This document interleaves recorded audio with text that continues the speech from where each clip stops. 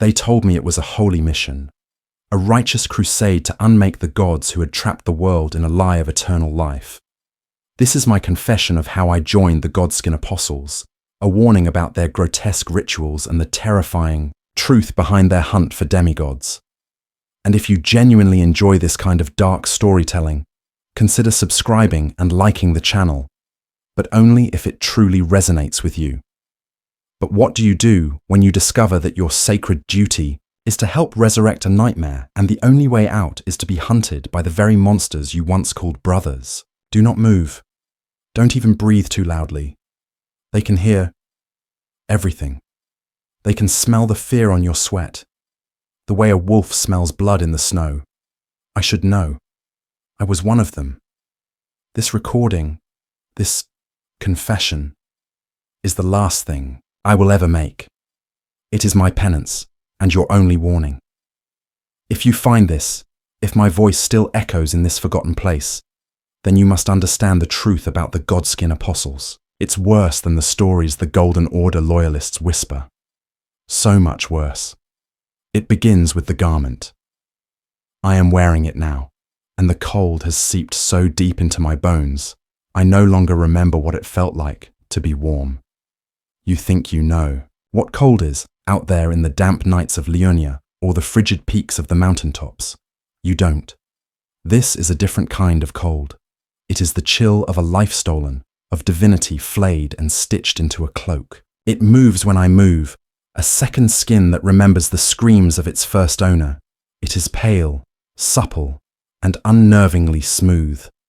They call it a blessing, a sacred mantle, but it is a shroud, my shroud. Before all this, I was nothing. A tarnished, like so many others, cast out and left to rot. I had no guidance of grace, no invitation to the round table hold. I was just another scavenger picking at the scabs of a dying world, a world broken by the ambitions of demigods. I could scarcely name Godric, Radan, Millennia. They were just distant storms on the horizon, their wars the thunder that shook the ground I slept on. I sought shelter, a purpose, anything to fill the gnawing emptiness that came with being graceless. I found it in a place where the Erd tree's golden light dared not reach, a crumbling divine tower, wreathed in a perpetual, unnatural twilight. There I met them.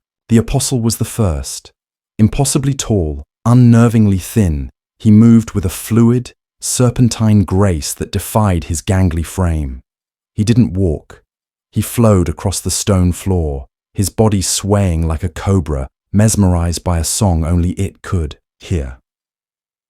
He was wrapped head to toe in the same pale, stitched skin I now wear. The noble was with him, a stark contrast. He was corpulent, bloated, his flesh rolling in waves beneath his own holy garment. He looked like a slug in a god's borrowed skin, his weight a testament to a different kind of power, a gravity that pulled all things toward it. They didn't offer me gold or power. They offered me something far more seductive, a reason. They spoke of a time before the Erd tree, before Marika the Eternal and her golden order imposed a false, stagnant immortality upon the world. They spoke of their queen, the Gloam-Eyed Queen. You must understand, she was not some forgotten demon or petty godling.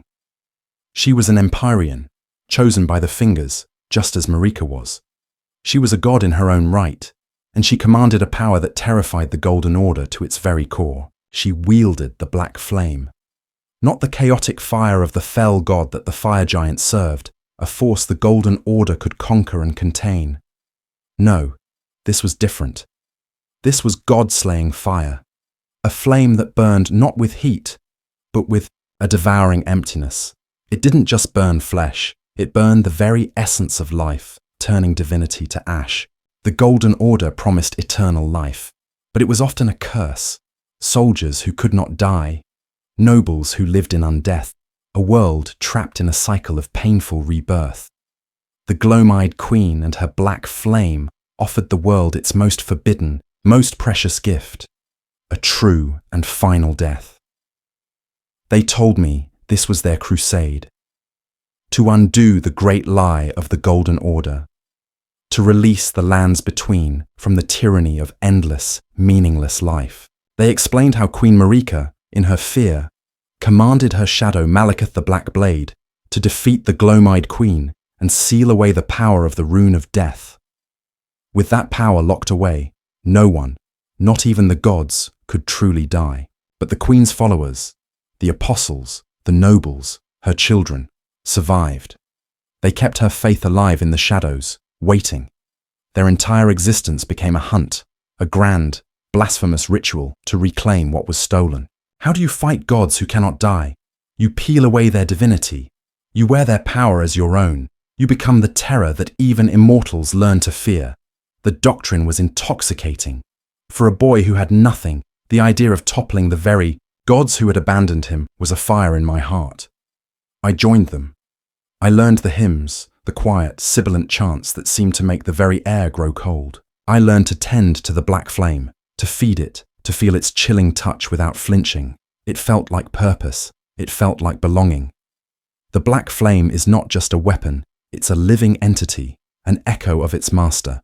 When it burns, it eats away at life proportionally. A mortal dies in a blink. A demigod, however, with their vast reserves of vitality, will find themselves being gnawed away piece by piece, their very immortality becoming a vessel for prolonged agony. The Golden Order, fundamentalists believe in causality, in a world where A leads to B. The black flame is a causal. It is an ending without a reason, a pure expression of oblivion. It's the antithesis of the Erd Tree's golden grace. What do you think really happened here? Drop your thoughts in the comments. I'd like to know if I'm the only one who feels this way. They believe they are wielding a fundamental truth of the cosmos, a power far more ancient than the greater will. My indoctrination was slow, meticulous. I cleaned the ritual sites, sharpened the flaying knives, curved obsidian blades that never seemed to dull, and listened to the sermons of the nobles. They taught that the skin of a god, or even a demigod, held a fragment of their power.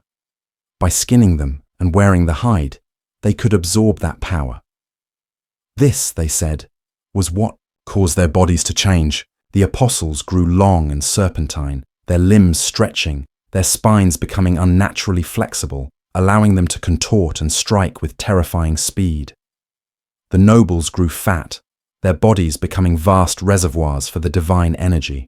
They consumed, granting them the ability to roll and crush their enemies with their sheer unholy mass. They were becoming living weapons, shaped by their devotion. I believed it all. I wanted to believe it. Until the day of my final initiation. Until they brought me to the sanctum. The air was thick with the scent of tallow and old blood. A dozen apostles and 3 nobles stood in a circle, their faces hidden in the cowls of their skin cloaks. In the center of the room, chained to a great stone altar, was the offering. I had expected a beast, a monster, perhaps one of the deformed misbegotten, or a lumbering troll. But it was a woman. She was one of the oracles from the drooping lands of Noxtella, her skin shimmering with a faint starlight, her eyes wide with a terror so profound it was completely silent. She had the blood of the gods in her, however faint. That was enough. The lead apostle, a towering figure whose skin cloak was stitched from a dozen different shades of pale gold, turned to me. His movements were slow, deliberate. He held out the primary flaying knife, its obsidian edge seeming to drink the light from the room. His voice was a dry, sibilant whisper that slithered directly into my mind. The time has come, initiate. Prove your faith. Show us you understand the weakness of the flesh, even the flesh of the divine. Begin the harvest. He placed the cold, heavy knife in my trembling hand. The oracle's eyes, the color of a dying star, met mine. She didn't scream. She didn't beg. She just watched me, a silent question in her gaze. The world narrowed to the space between us, the cold handle of the knife, the warmth of her living body just inches away, and the hushed, expectant breathing of the cultists around me. They were waiting. My new family. My saviors. They were waiting for me to make the first cut. And in that silence, I felt the true, bottomless horror of their faith. The knife felt heavier than a mountain. The apostle leaned closer, his whisper a venomous hiss. Begin.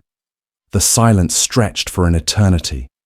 My heart hammered against my ribs, a frantic drumbeat in a dead temple. Every eye was on me, every breath held in anticipation. The oracle's gaze never left my face. There was no hatred in it, only a deep, ancient sorrow. It was the look of a star about to be extinguished, resigned to the coming darkness. I could see my own reflection in her wide, cosmic eyes. A terrified boy holding a blade, a monster in the making. My hand trembled, the obsidian knife feeling slick with my own sweat. To refuse was death. To refuse was to take her place on that altar. They would have my skin instead, my pathetic, graceless skin. With a choked sob caught in my throat, I leaned forward. The knife plunged. It was not a clean cut. It was a ragged, clumsy tear. The oracle's body convulsed, a single, sharp intake of breath, the only sound she made. Blood, dark and shimmering with a faint light, welled up instantly. The smell hit me then. Not just the coppery tang of mortality, but something else. Something ozone-sharp and sacred. It smelled like a storm breaking inside a chapel. My stomach churned, but the apostle behind me placed a cold, firm hand on my shoulder. Again, his voice slithered. There is a rhythm to it, a sacred geometry. Find the seams of divinity and unspool them. So I did. Cut after cut. The initial horror receded, replaced by a strange, numb detachment. It was the only way to survive, to turn this living, breathing being into a task, a pattern. As my hands worked, my mind fled, retreating into the lore they had drilled into me. I finally understood, in the most visceral way imaginable, what they meant by consuming divinity. The skin was not a mere trophy. It was a conduit. Each piece held a memory of power, an echo of the life it once contained. When stitched together, these echoes formed a chorus, a source of immense strength that allowed the apostles to wield the black flame so effectively. It was a blasphemous sacrament, a way to feast upon the very grace that had been denied to them. I looked up from my grisly work at the lead apostle. I saw him not as a man, but as a tapestry of stolen lives. The skin he wore was a mosaic of demigods, of champions, of sacred oracles like the one before me. And I understood his form, the serpentine body, the stretching limbs. It was a corruption born of this consumption. Their humanity was being diluted, overwritten by the sheer volume of divine energy they had absorbed. Their bodies were shedding their mortal coils, not to become gods, but to become something other, something ancient and predatory. They were emulating the primeval serpents, those god-devouring beasts of myth who were the ancient enemies of the Erd Tree. They weren't just killing gods. They were trying to become the very thing that gods fear. The black flame that smouldered in the braziers around us seemed to pulse in time with the ritual. Now I could see its true nature clinging to the wounds my knife left behind. It was not a simple fire. Where the oracle's sacred blood met the air, black embers would spark and begin to eat away at her, not just burning her flesh, but negating her very essence. Her divine resilience, the thing that made her immortal, was now the fuel for her own slow, agonizing erasure. It was the ultimate heresy, a power that fed on the divine, growing stronger the more holy its victim. When it was over, the sanctum was quiet. The lead apostle took the largest, most pristine piece of the flayed skin and handed it to me. "Welcome, brother," he hissed. "You are now truly one of us. Wear it with pride. Let the cold of a stolen god remind you of your purpose." I retreated to my lonely cell, and with a needle carved from bone, I stitched the oracle's skin onto the simple leather tunic I wore. It was still warm. As the warmth faded, it was replaced by that profound, unnatural cold, a cold that felt like a whisper of the void. I had done it. I had passed the test. I was a Godskin Apostle. There was no ecstasy, no divine revelation. There was only a hollow ache in my soul. I looked at my hands, stained with her celestial blood, and I saw the hands of a butcher. I had made a choice in that moment, but was it truly a choice? To die for a principle you barely understand, or to become a monster to survive another day in a world that has already fallen apart? If you've ever wondered what choice you would make in a situation like this, Tell me in the comments. I'll be reading them. In the weeks that followed, my new status granted me access to the deeper workings of the cult. I was no longer a mere initiate. I was a brother, a hunter. But with this trust came a dreadful clarity. I saw the hypocrisy. I saw the nobles growing ever fatter, indulging in depraved feasts while reciting holy scripture. I saw the apostles growing ever more inhuman, their whispers turning into a strange serpentine language when they thought no one was listening. This wasn't a crusade for liberation. It was a power structure, a system of consumption, with the nobles at the top and apostles like me as their hunting dogs. My disillusionment festered in secret. I performed my duties with a cold efficiency, my face a mask of devotion. My skill with the flaying knife earned me a quiet respect. They saw me as a true believer. My initial hesitation now viewed as a moment of profound, holy contemplation. This reputation granted me a privilege. I was tasked with maintaining the Great Archive, a hidden library where the cult's most sacred texts were kept. It was a dank, circular room deep beneath the tower, lined with scrolls made of stretched, cured skin.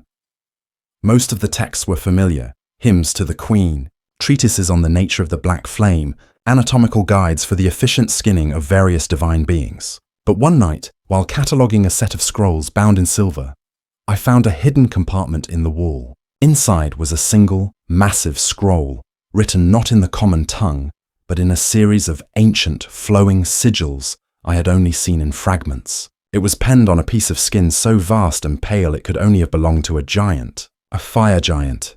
My blood ran cold, but I had to know. I spent nights painstakingly cross-referencing the sigils with other, lesser texts, slowly deciphering the scroll's horrifying contents. It was the final, ultimate truth of their faith, a truth hidden from initiates and even most of the lower apostles.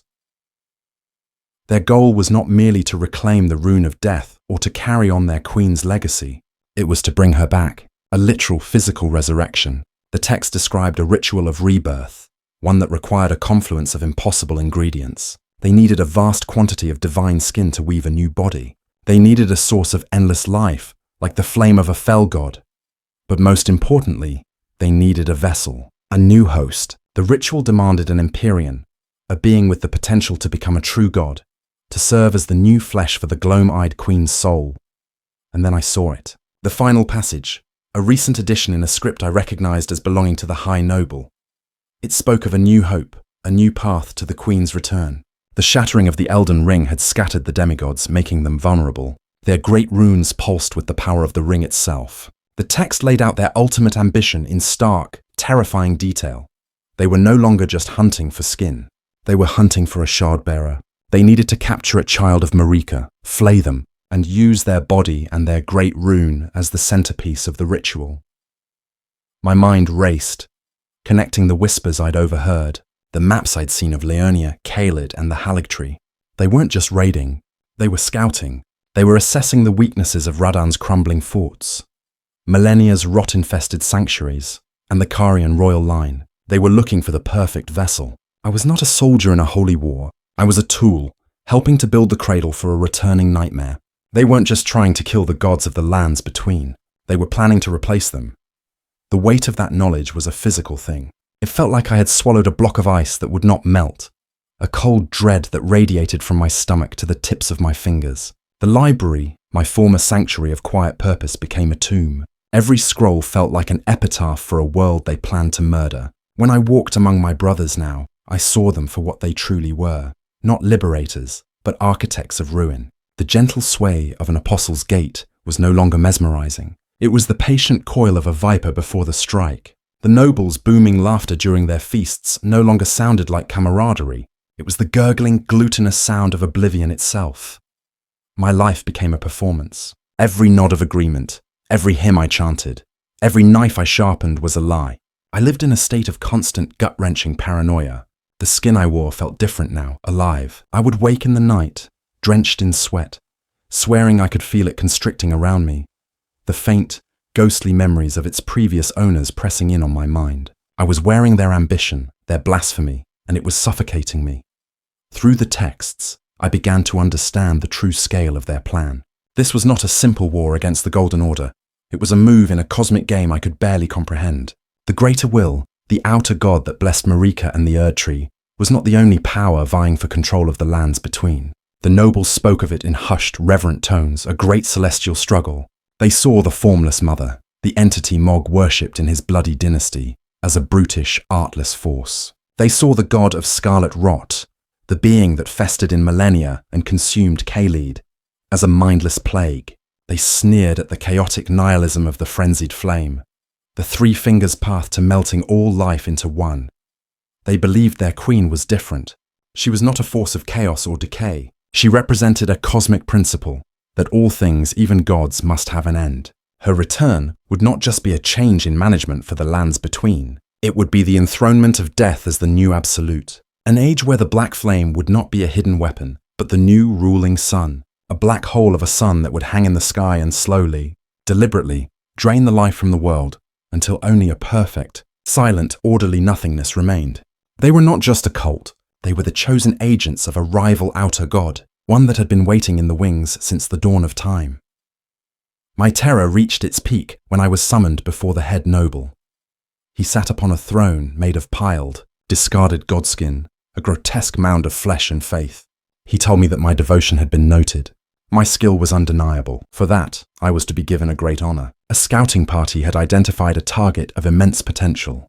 Not a full Shardbearer, that would require their strongest champions, but a necessary stepping stone, a noble knight of the Carian royal family, one who was known to practice the ancient sword sorceries and whose blood ran thick with Renala's lunar magic. They believed his unique divine energy was a crucial ingredient they still lacked. I was to accompany Brother Malak, one of their most ancient and serpentine apostles. My role was to assist, to prepare the ritual implements, and, once the night was subdued, to perform the flaying myself. This was it. The point of no return. I could either become the butcher who helped pave the way for their dark queen, or I could die.